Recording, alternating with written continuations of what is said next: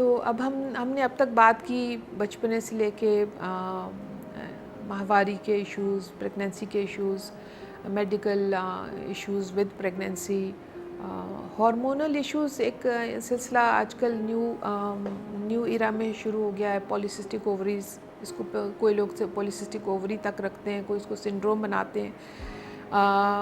उसकी इम्प्लिकेशंस हैं औरत की हेल्थ के ऊपर, सिर्फ उस दौरान नहीं कि उसकी माहवारी ठीक नहीं होती या उसका वज़न बहुत बढ़ता है या जिस्म पे बाल बहुत हो जाते हैं, प्रेगनेंसी होने में मुश्किलें होती हैं, लेकिन ये एक ऐसा इम्बैलेंस मेटाबॉलिक डिसऑर्डर कहना चाहिए जिसमें कि हमें एंडोक्रिनोलॉजिस्ट की भी मदद की ज़रूरत होती है और इसकी असेसमेंट के बाद इसका इलाज भी मुमकिन है। बाज़ दफ़ा बला इलाज बहुत फ्रस्ट्रेटिंग होता है, फ़ौरन रिज़ल्ट्स आपको नहीं मिलते, टाइम के साथ आपको इनके नताइज मिलते हैं। तो उसमें लाइफस्टाइल चेंजेस हैं, डाइटरी एडवाइस होती है, मेडिकेशंस होती हैं और अल्टीमेटली जहाँ जहाँ जो ख़ातून की नीड होती है पीरियड के रेगुलरिटी के लिए, प्रेगनेंसी के लिए, वेट लॉस के लिए, उस सब मरहलों में हम उनकी गाइडेंस भी करते हैं, उनकी हेल्प भी करते हैं और आम तौर पे आउटकम्स अच्छे होते हैं।